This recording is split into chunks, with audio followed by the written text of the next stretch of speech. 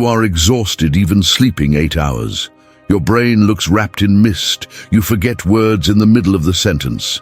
And everyone says it's just tiredness, but you know there's something wrong. The problem is not in your head, it is in your gut. And the 7 habits you repeat every day are literally killing the cells responsible for making your mental energy. Right now, while you read this, trillions of bacteria inside you are deciding if you will have a productive day or will drag your body without thinking properly, and you are feeding the wrong. In the next few minutes, you will find out why your willpower has disappeared, why you can't concentrate as before, and why that motivation you had simply evaporate. But warning now, what you will find out goes against everything you have taught you about mental health. Prepare yourself, because after that, you will never look at a glass of diet soda, a sleepless night, or that antibiotic in the drawer the same way. Have you ever wondered why some people wake up full of energy and others barely get out of bed? Why do there be people who process information quickly while you need to read the same paragraph 3 times to understand? Do these people have a different brain, a privileged genetics, or do they know something you don't know? What if I told you that the difference is not in their brain, but in the gut? It looks absurd, don't you? How can the intestine, that organ you only remember when you have a stomach pain, have anything to do with your ability to think, to have mental energy, to focus? But what if I prove you that 90% of the serotonin of your body, that substance that everyone associates with happiness, is produced right there in the gut? Would you still find it absurd? Now tell me something. Have you ever felt that stomach tight when you are nervous? That feeling of butterflies in the belly when you're excited? Have you noticed how when you are anxious, your intestine is also messy? This is because there is a direct, physical, real connection between your gut and your brain. A kind of biological fiber optic cable called vagus nerve that transmits information all the time, both ways. The intestine sends messages to the brain sends messages to the gut. It is a constant, uninterrupted conversation. But here's the question that no one asked you so far. If the gut is sending bad messages, if it is inflamed, if the wrong bacteria are dominating, what kind of message do you think your brain is receiving? Energy and clarity messages, or messages of tiredness, confusion, and discouragement? Think with me. You have coffee to wake up, then you need more coffee in the middle of the morning, then a candy to endure the afternoon, then another coffee. And when the night comes, you are exhausted, but you can't sleep properly. Wake up tired and the cycle starts over. Have you ever wondered why you need so much external fuel just to work? Why doesn't your body produce energy alone as it should? Are you really tired, or is someone stealing your energy? What if I told you that this thief lives inside you, that he has trillions of microscopic accomplices, and that you feed them every day without realizing it? Now you know that your gut controls much more than you think, but knowing is just the first step. The next is to act. And to facilitate your recovery journey, I prepared a gift for you, a completely free ebook called Definitive Intestinal Health Guide, How to Rebuild Your Microbiota and Recover Your Energy in 30 Days. Within this material, you will find a step-by-step plan, without curl, without complicated theory, only practical actions that you can start to implement today. You will find out exactly which food to eat at breakfast to feed the right bacteria, such as setting up a dish that regenerates your gut on each meal, which supplements actually work, and which money are waste, and the full protocol to reverse intestinal inflammation and have that mental energy you had before. Do not leave for later. Your gut is asking for help now. The more you expect, the more difficult the recovery. Click on the link below, put your best email, and receive the ebook immediately for free without pranks. It is my gift to you who had the courage to read here and are willing to change. Download now and start your transformation today. Your future will thank you for this decision. Here is the truth that the industry doesn't want you to know. Your body is an ecosystem. You are not just you. You are you, more trillions of bacteria, viruses, fungi, all living within your gut. And this ecosystem can be in harmony, TR taking up in your favor, producing vitamins, neurotransmitters, energy. Or it may be at war, generating toxins, inflammation, signs of alarm that arrive straight in the brain. When this ecosystem comes into war, you lose. Loses energy, loses focus, loses motivation, loses the desire to live fully. And the scariest part, you are causing this war with habits that seem normal, harmless, that everyone does, habits that have become part of modern culture. But wait, if everyone does, how can it be so harmful? If doctors don't talk about it, if you don't appear on routine tests, if you don't feel pain, how can you be serious? These are exactly the questions that keep you stuck in the cycle, because the damage is silent. It doesn't hurt, don't bleed. It does not appear in X-ray, but it corrodes your vitality slowly, day after day, until you wake up one day without recognizing who you were anymore. No energy to play with children, no patience to talk to your partner, without creativity to solve problems at work. And everyone says it's age, it's stress, which is adult life. But is it really? Or is your intestinal microbiota to pieces and no one is looking at the right place? Have you noticed that when you eat bullshit, soon after comes that irresistible desire to eat more bullshit? Why does this happen? Lack of self-control, weakness, or is there anything inside you manipulating your desires? What if the bad bacteria of your intestine could make you want exactly the food that feeds them? It sounds like conspiracy theory, but science has proved. Bacteria can influence their desires through substances that they produce and arrive in the brain. They literally kidnap their will. So when you think you are choosing to eat that candy, is it you choosing or are they? What if you have lost control of your own mind without even realizing it? How do you recover this control? Where does it start when the enemy is inside you and have you fed it for years? Now the question that really matters. Do you want to continue like this? Dragging on the days, dependent on caffeine and sugar, blaming tiredness, age, genetics? Or do you want to understand once and for all what is really happening and do something about it? Because I will show you the 7 specific habits that are destroying your intestine and stealing your mental energy. And when you finish reading, you will have to decide. Do you keep doing what you always did and keep having the same results? Or change and find out what you are really capable when your body finally works to your advantage instead of against you? Have you woke up tired even after sleeping 8 hours? Did you feel that mental mist in the middle of the afternoon, as if your brain was wrapped in cotton? For know that the culprit may be far from your head. In fact, he lives in his belly. There is an army of trillions of microscopic beings living within you right now, and they control much more than you think.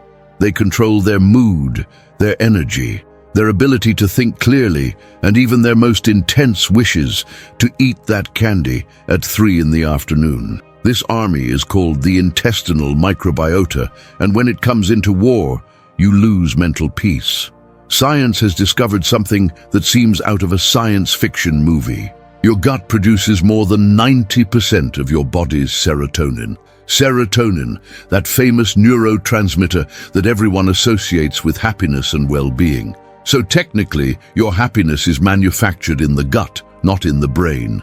It sounds crazy, but it makes perfect sense when you understand that there is a highlight of direct communication between your intestine and your brain, called the intestine-brain axis. When the good bacteria are happy down there, you are right up here. When they suffer, you suffer together. Now comes the scary part. You are probably killing these friendly bacteria every day without even realizing it. These are such common habits, so normalized by modern society that you don't even imagine the damage they cause. And the worst, is that the effects are silent at first. You don't feel acute pain, no fever, you won't stop at the hospital, but gradually your energy disappears. Your motivation evaporates. That desire to do things simply disappear, and you don't understand why. Stay there, dragging the day, drinking coffee behind coffee, thinking it's just normal tiredness of adulthood.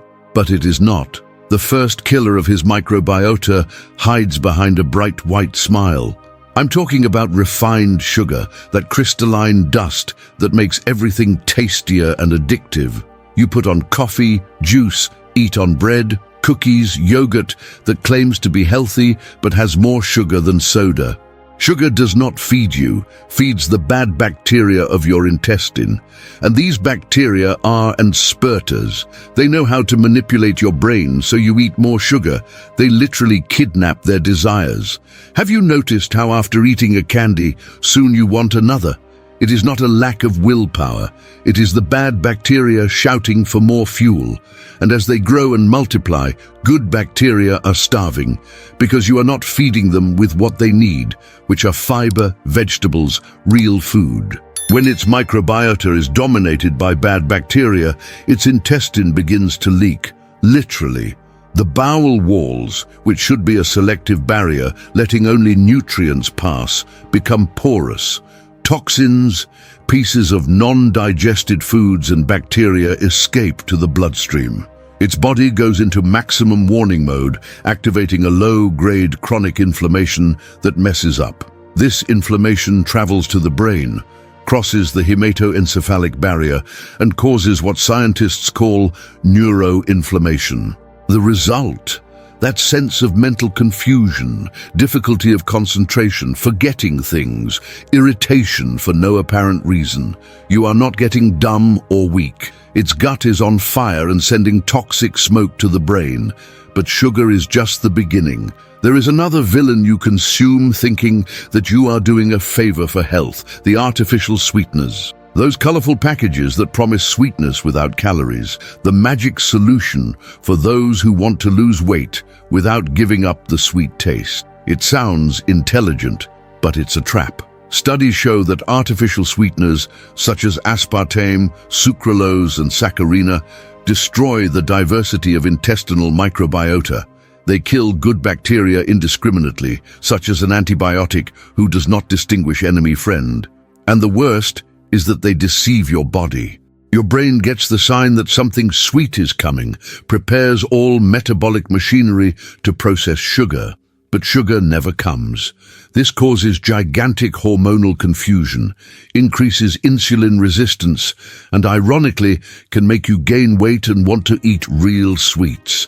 Think about it for a second. You exchange sugar for the sweetener, thinking it's being healthy, but in fact it is slowly poisoning the most important ecosystem of your body.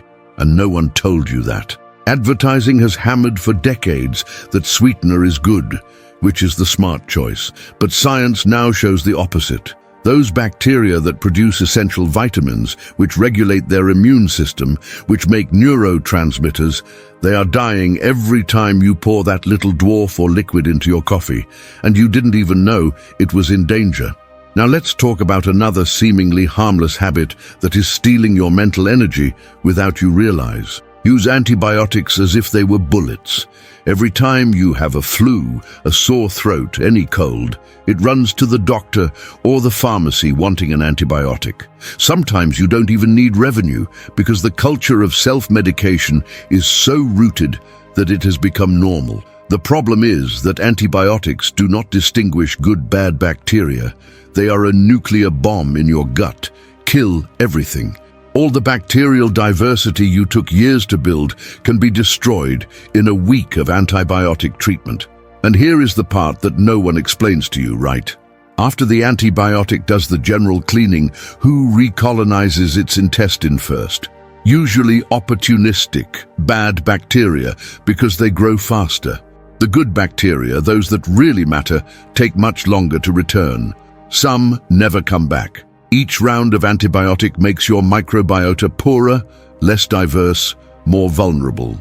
And diversity is everything when it comes to intestinal health. The more different types of bacteria you have, the more resilient your system gets. When you lose this diversity, it is at the mercy of infections, inflammation, digestive problems, and that mental fatigue that seems to have no cure. I'm not saying that antibiotics have no place in medicine. Of course they have. They save lives when used correctly for serious bacterial infections. But most of the time people take antibiotics, it is to treat things that are not even caused by bacteria, such as viruses. And even when they are needed, almost no one takes the measurements to protect and recover the microbiota later. They should be taking high-quality probiotics during and after treatment, eating fermented foods, increasing the intake of prebiotic fibers. But they don't. They simply leave the gut devastated and wonder why the energy does not return. Let's go to the silent, destructive room of your microbiota, and this one will surprise a lot of people. Lack of sleep. That's right. When you sleep badly, your intestinal bacteria also suffer. Science has found that there is an intestinal circadian rhythm, so as there is a circadian rhythm in the brain, its bacteria follow a biological clock. They have times to multiply, to produce substances, to maintain. When you stay up late, when you sleep less than 7 hours a night, when your sleep time is chaotic and irregular, you mess up this bacterial clock. The result is an unregulated microbiota with fewer good bacteria and more bacteria associated with inflammation and weight gain.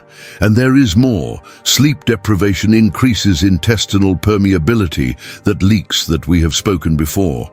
It also changes your eating desires, making you want more refined carbohydrates and sugar, which feed the bad bacteria. It becomes a terrible vicious cycle. You sleep badly, your microbiota gets worse, your worse microbiota makes you sleep even worse, and you start eating crap because you're tired and want fast energy. This fast energy comes from sugar, which further destroys the microbiota, and the descending spiral continues.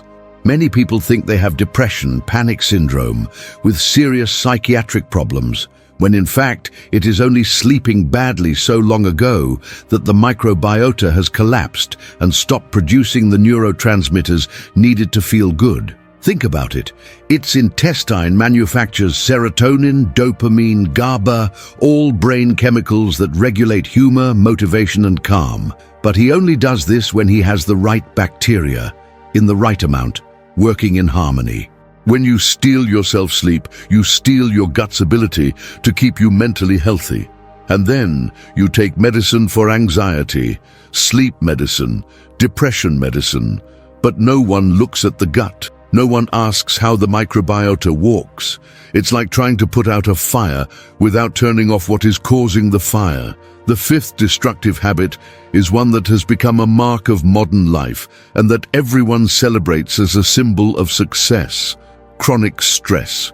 That constant pressure, that low-grade anxiety that never leaves, that feeling of always running after, always late, always worried. Stress is not just psychological, it is deeply physical and completely alters the composition of its intestinal microbiota.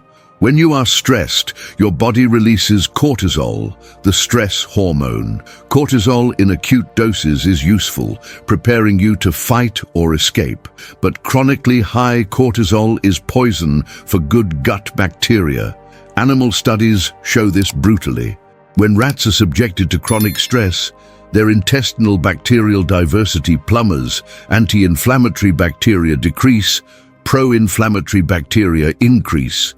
The intestine becomes more permeable, more inflamed, less able to absorb nutrients.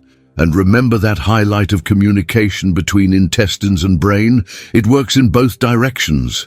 Mental stress destroys the gut, and the destroyed gut sends signs back to the brain saying things are terrible, which further increases stress and anxiety. It is another devastating, vicious cycle. And here is the great irony. Many people are stressed because of problems that seem external, work, relationships, money, but in fact stress is being amplified internally by an unbalanced microbiota. If your gut were healthy, you would be more resilient, I could handle the problems better. It would have more mental clarity to solve things. But with the gut in chaos, any problem becomes a mountain. You lose the ability to regulate your emotions. It becomes hyperreactive, explosive, or apathetic and discouraged. And again, no one is looking at the right place. Everyone wants to medicate the brain, but the problem is in the gut. Sixth killer habit, and this is practically universal in today's society: poor fiber diet. Fiber is the food of good bacteria, full stop. Without fiber, their friendly bacteria are starving. And when they starve, they start eating the only thing available, which is the mucus layer that protects the walls of their gut. That's right. Your own bacteria begin to devour your intestinal protection when you don't eat enough fiber. The result is a thinner, more vulnerable gut, more prone to that leak we have mentioned several times. Most people today eat less than 15 grams of fiber a day. Our ancestors ate over 100 grams. This difference is gigantic and explains a lot about why modern diseases exploded. No fiber, you do not feed bacterial diversity. Certain extremely important bacteria, such as those that produce butyrato, a short-chain fatty acid essential for brain and intestine,